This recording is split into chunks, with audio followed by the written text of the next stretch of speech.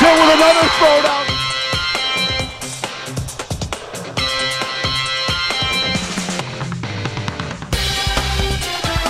Ariel with a 3, yes! Ariel Ward knocks it down at the buzzer! Shot on net, in for Alyssa Valboni! East Long Meadow is your Western Mass champions! Intercepts the pass. And throws it down!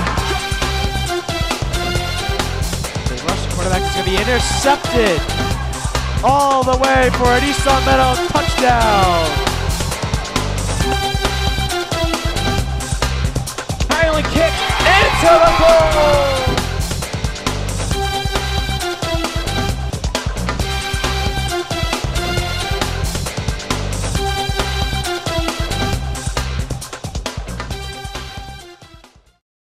Welcome East Long Meadow to the first edition of In the Studio. My name is Tom Cronin and I will be your host each and every Wednesday night at 7 o'clock here on LCAT's Channel 5.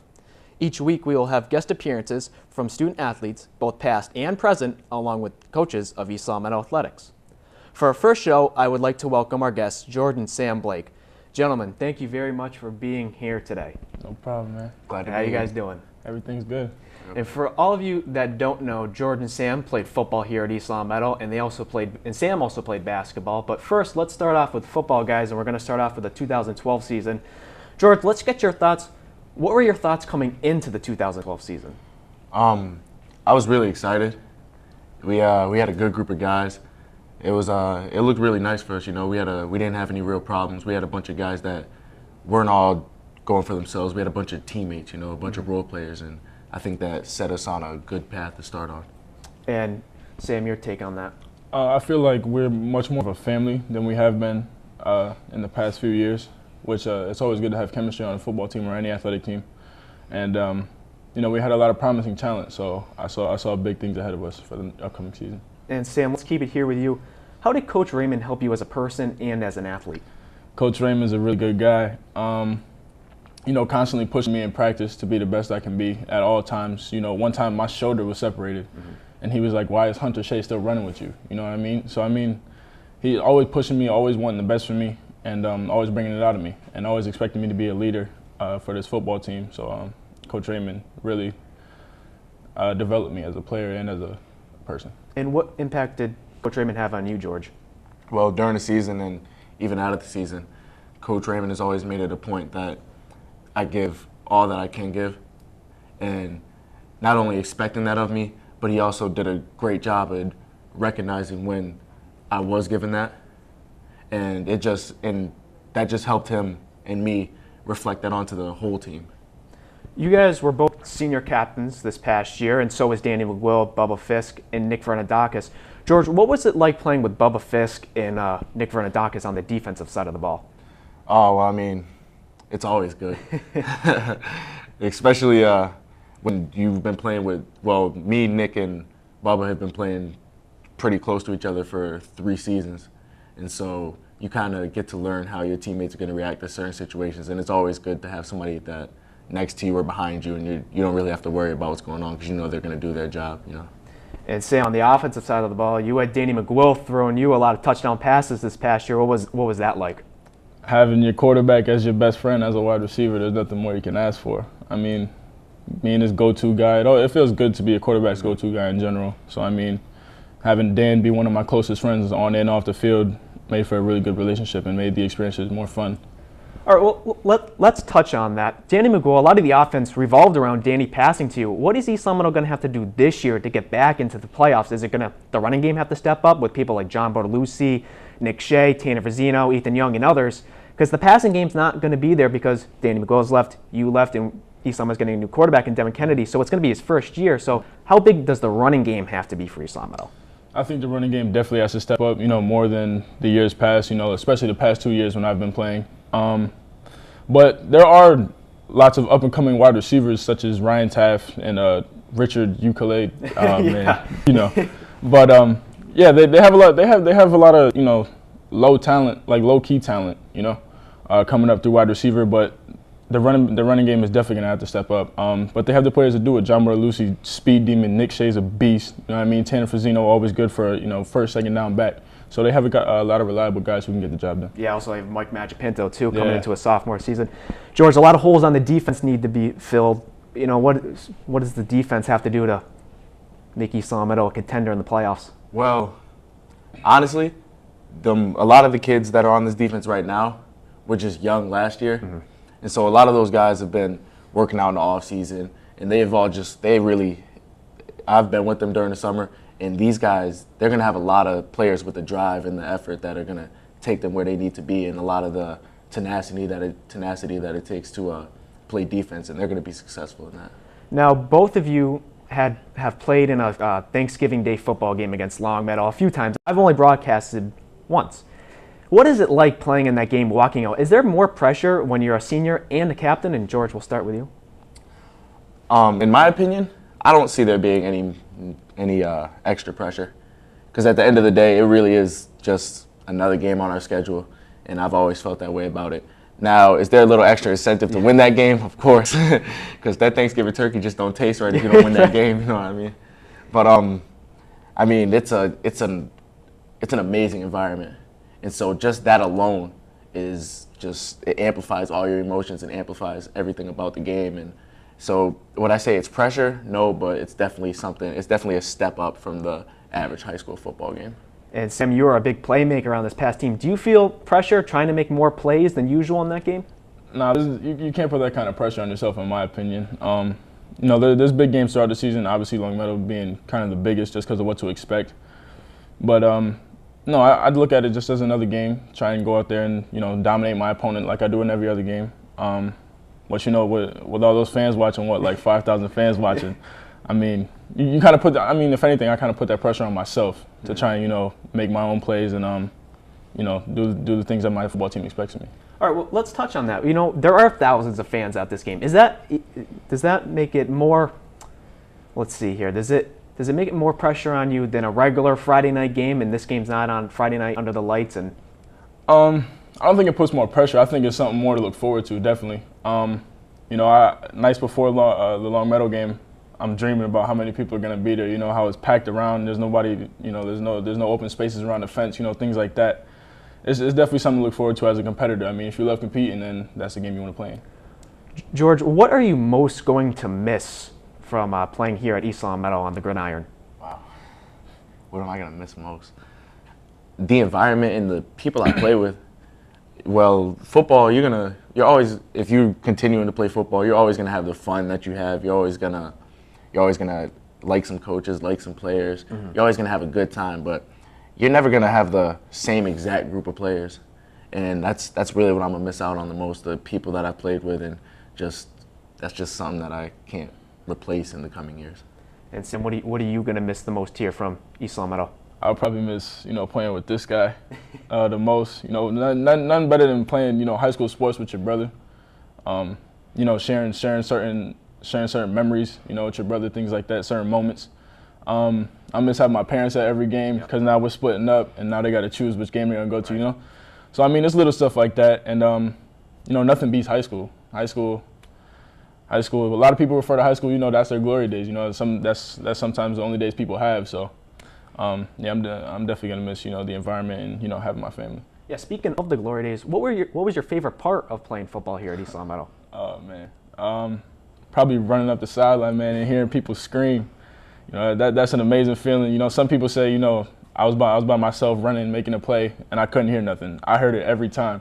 I just try to take moments like that in because not everybody. I know I'm blessed, and not everybody gets the opportunity to do things that I've done and I'm gonna do. So I mean, I just took those moments in, and I'm really thankful for it.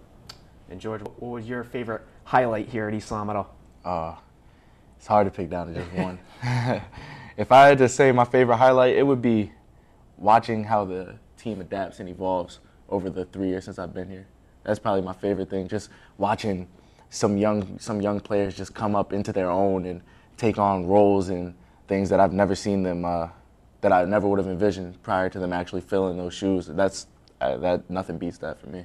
Yeah, and did you feel like as a captain that was your job? I mean, I know that's what you're supposed to do, but how much better is that? Not just as a senior helping the younger kids out, but as a captain helping the younger players out. Well, that's good. I feel great about that. It's fun, you know, because most of the times you find that if you're trying to help somebody better themselves, that you'll take something from that too. So maybe I'm trying to help this young kid with his technique, and I'll learn something about mine that'll help me out. And it's always just it's a good life skill to have anyway, you know, being able to talk and help. Right. And Sam, what was your least favorite moment? What was something that you do not want to remember, even though I'm asking you here? Yeah, probably Camp Watito, man. This past year, we did a little preseason thing with the team, and we went up to Camp Watito for 3 days? Yeah, 3 days, and yeah, that was hard, man. Waking up 6 o'clock in the morning from that bugle, man, I can still hear it right now. But you know, that brought us closer as a team. I mean, it wasn't the best of experiences, but it's what we needed, and it helped us. I'm sure that was brutal. George, what was your least favorite highlight here at East Long Meadow? Least favorite part? Probably, honestly, the end of the Thanksgiving game. That was my least favorite part, because that's when East Long Meadow football was over for me. And as a captain, you never want to see your team that down. Mm-hmm. So that was probably my least favorite part. But I mean, hopefully that's motivation for a younger team for better things to come, you know. And real quick, just to touch on that East Long Meadow game again, the score was 7-3, very low scoring. Was the offense, you know, that bad, or was Long Meadow's defense that good? And Sam, we'll start with you. I don't think our offense was as productive or efficient as we have been, you know, or had been in the season. But their defense, we respected their defense definitely. You know, they weren't, you know, top of the line. Right. But you know, they did what they had to do. You know, they had a game plan of what they were going to do. They had a plan, and they executed it. So I mean, yeah, we respected their defense. And George, we have to give some credit to the East Long Meadow defense, only letting up 1 touchdown. What were your thoughts on the defense in that game? Well, we came out, and from player 1 to player 11, everybody just went all out, and I can certainly appreciate all the effort that was given into that game. But football is an any given down game, you know, any given Sunday. So, you know, you can put it all up, and one team can still beat you, you know. It just happens. But I couldn't have been more proud of that team, that defense. And you guys were one of the first classes to play under the lights here at the new field. What was that like here at East Long Meadow? And George, what were your thoughts on that? That was fun. I mean, there's nothing better than a Friday night light game, you know. Especially on the new turf field. Oh, especially on the new turf field. It's just, the turf field, it looks beautiful under the lights. And you just feel like you're kind of on a stage. Because all the lights there just pointed at the field. Mm-hmm. So you really definitely feel like you're just on a stage performing. George, I mean, Sam, were you more prepared, or were you more excited to play on the night games than you were on the day games on the new field? I mean, there's always more excitement, because when you're young, you think about Friday night lights, you know what I mean? So it's all you always have that image of what it's going to be like, you know, at least me, all the fans screaming, you know what I mean? You look forward to things like that. So, yeah, for Friday night games, I'm definitely going to miss those. All right, guys, that's going to do it for the first part of In the Studio. We're going to give a quick shout out to our sponsors, but coming up next, we're going to talk basketball.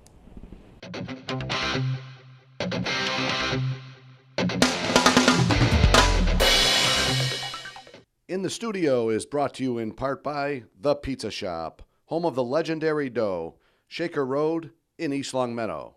Also by Let's Yo, a yogurt experience, North Main Street, East Long Meadow. And you can follow LCAT Sports on Twitter with our handle at LCAT Sports.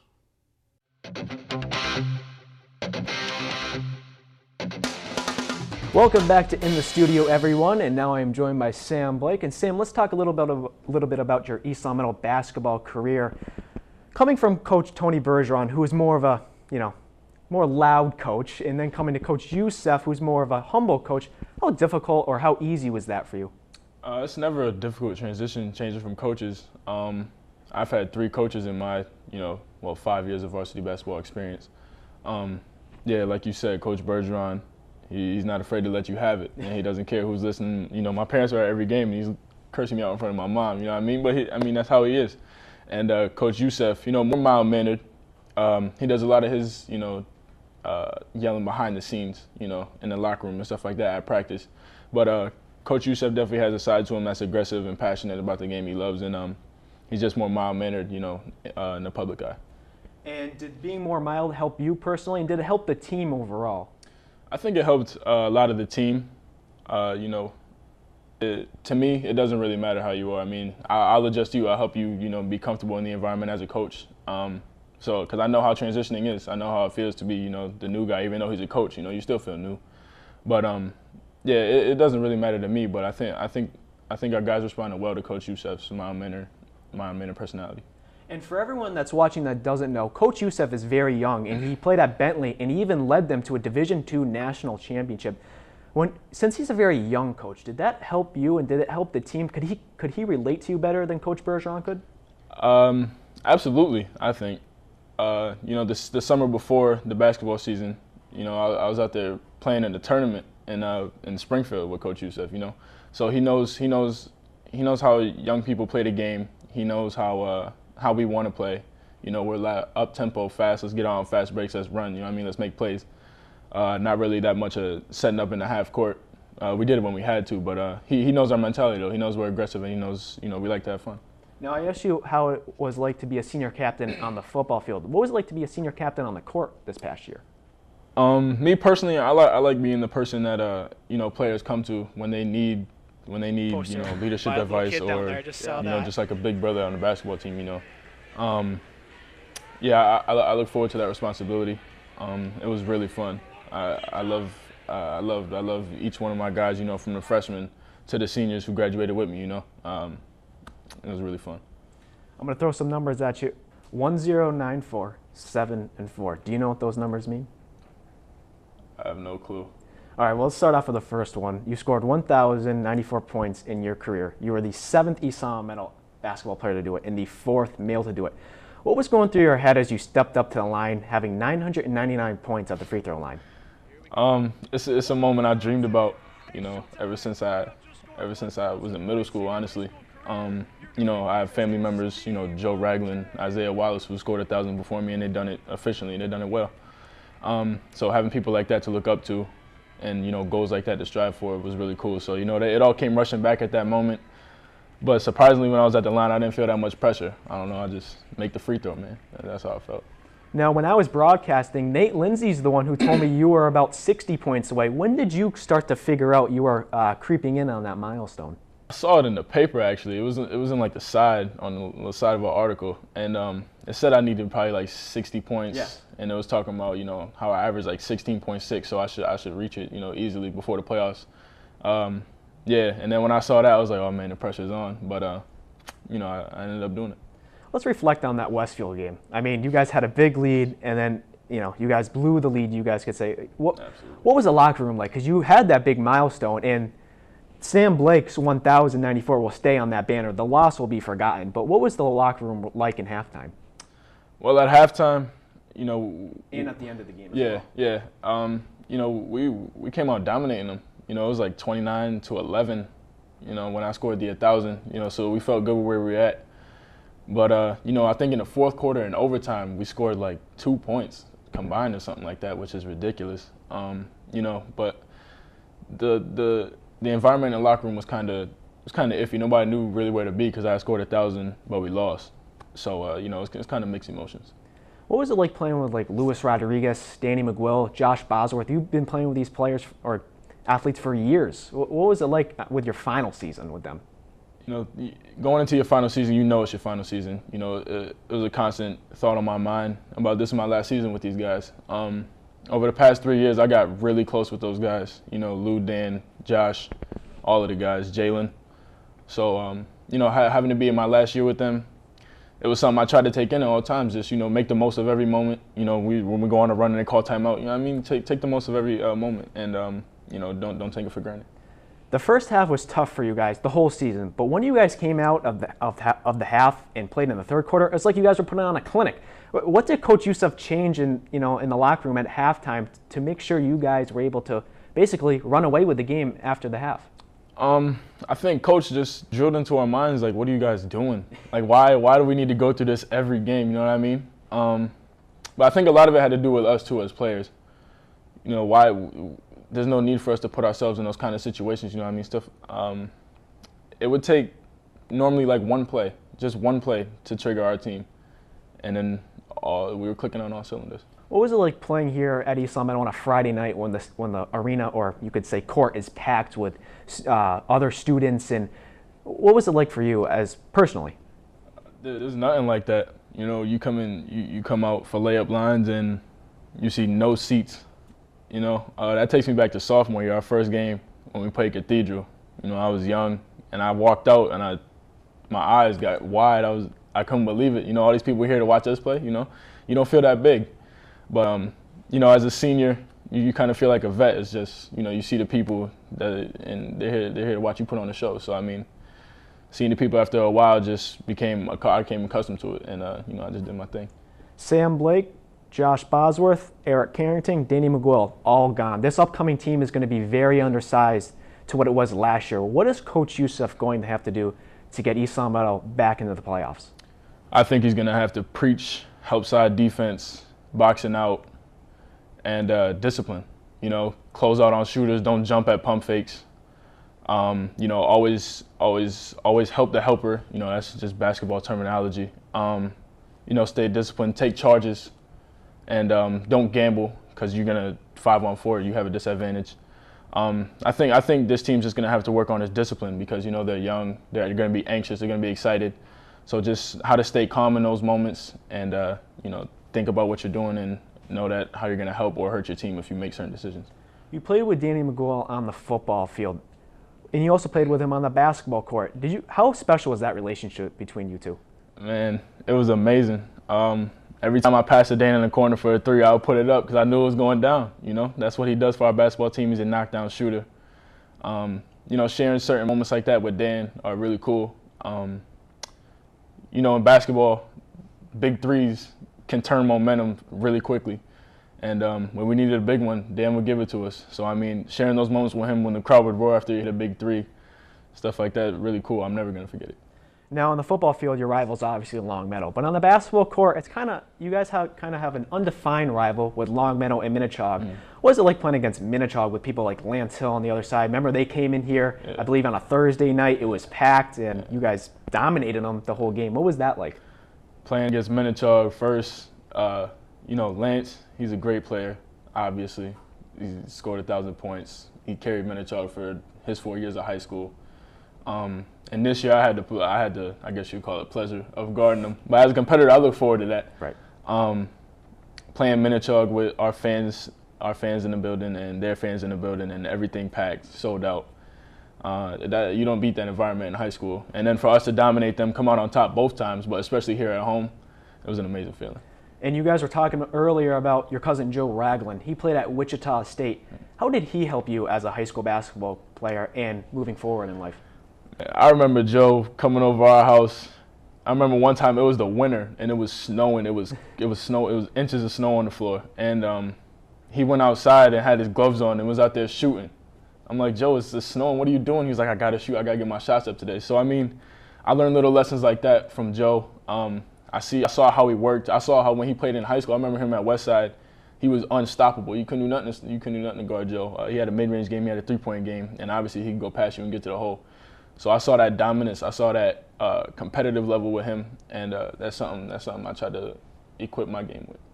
All right, that's going to do it for this part of In the Studio. But coming up, George and Sam are going to talk about their future.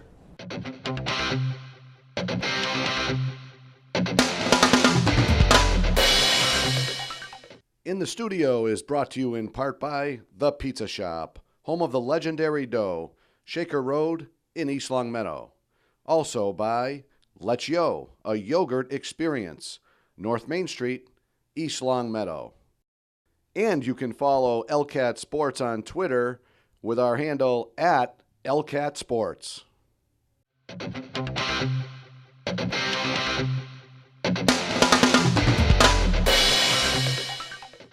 Welcome back to the final segment of In the Studio, and I am now joined by both Blake boys. And George, we're going to start with you. The word student athlete has changed a lot over the years. Does student really come first anymore in this generation? Honest, it has to. There's no way that you can be an athlete without the student unless you're obviously playing and getting a salary for it. I think that East Long Meadow's done a good job of that. They've really stressed us about our grades and how without our grades, you're not playing your sport. It's as simple as that. And so I think that this generation hasn't exactly lost sight of that. I think that we are all aiming to better ourselves as students, and secondary, better ourselves as athletes. And Sam, your thoughts on the student-athlete word in this generation? I feel like sometimes it gets lost because, you know, certain student athletes only look at the athlete part. Oh, I'll be able to carry my academics through my athletics, when in reality it should be the other way around. I'm going to be able to carry my academics through my athletics, through my academics. And yeah, here at East Long Meadow, they do a great job of, you know, pounding home that you guys need your grades. And so I don't think anybody here has lost sight of that. Yeah, it's a good point, guys. So, George, you're going to Northfield Mount Herman High School. What are you looking forward to the most as you extend your football career? I'm looking forward to the chance to better myself as obviously a student and a football player. I'm going up there alone. I don't know anybody, so I'm really looking forward to the chance to make new bonds, meet new people, you know, expose myself to some other things that I might not have the opportunity to if I weren't to go to prep school this year. So you're thinking it's going to maybe help you since you have a fresh start, all new people, you can kind of make a new face for yourself up there? Definitely. And Sam, you're going to Williston in Northampton, and what are you looking forward to at Williston? I'm really looking forward to the new atmosphere I'm going to be in. I'm going to be by myself. I'm going to be with new people. You know, I've been talking to players already on the football team and basketball team, so I'm developing relationships already. I'm not going to go up there completely alone, but you know, it's going to be different. I'm going to be away from home, be away from him, you know, for the first time. But I'm definitely looking forward to a high success level in football and basketball, and you know, I'm really looking forward to that. And let's touch on back onto the student athlete. George, how hard is it to be a student athlete? I would say that I don't think it gets easier, but I think you become better equipped with it as you go on through your process of being a student athlete. Honestly, at certain times it's going to be hard. You're going to have a lot of homework and you're going to be tired from coming home from practice. You don't want to do no homework, but at the end of the day you have to. And it's all about time management and knowing, well, you can't have one without the other. Right. So if I'm going to put my time into my sport, I better make sure I put my time into my academics, my homework, stuff like that. And Sam, you're a two-sport athlete. How is it any more difficult because you have basketball right after football in the seasons, or? I don't know if it's any more difficult. It's just a transition to another game. You know, right after the Monday after the Thanksgiving game, if we don't go to the playoffs, I'm in the gym starting basketball practice. But yeah, I mean, I guess it's a little more drawn out of a grind, you know, with balancing two things, academics and sports. But me personally, I've been doing it for so long now that I've kind of become accustomed to it. And our final questions here. Sam, what would you rather be called, SB1K or Showtime? What's more of a personal favorite? I like Showtime. Showtime kind of Can rolls fit for off both the tongue. sports. Yeah, you know what I mean? SB1K, you talking about basketball. All right, this is our last question here on In the Studio for the first edition of it. Ravens, Cowboys in the Super Bowl. What is the week leading up to Super Bowl Sunday like, and what is the Super Bowl like in the Blake House that day? Oh. And who wins? You know the answer to that. The Ravens. Flacco, or are we going Romo? Or The Ravens are taking that one home. I mean, we beat them during the regular season. We put it on them. So I like our odds, as should everybody. You know. The Cowboys would easily come home with that win. Nobody can stop Des Bryant on our offense. Tony Romo will get the job done. DeMarco Murray is a horse of a running back. The week leading up to Super Bowl, a lot of trash talk in the house. Either a lot of trash talk or I wouldn't say anything to him. I probably wouldn't talk to him. I don't know. But, you know, during the game, a lot of competitiveness. But it'll be really fun.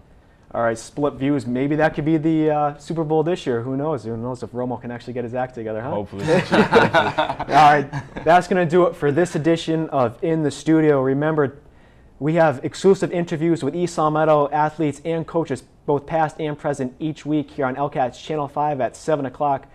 Next Wednesday, we're going to be joined by two current East Meadow football seniors, Benny Wright and Ethan Young. I hope to join you next time.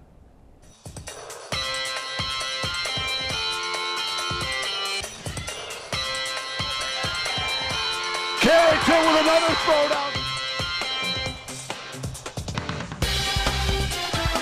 Ariel with a three. Yes! Ariel Ward knocks it down at the buzzer.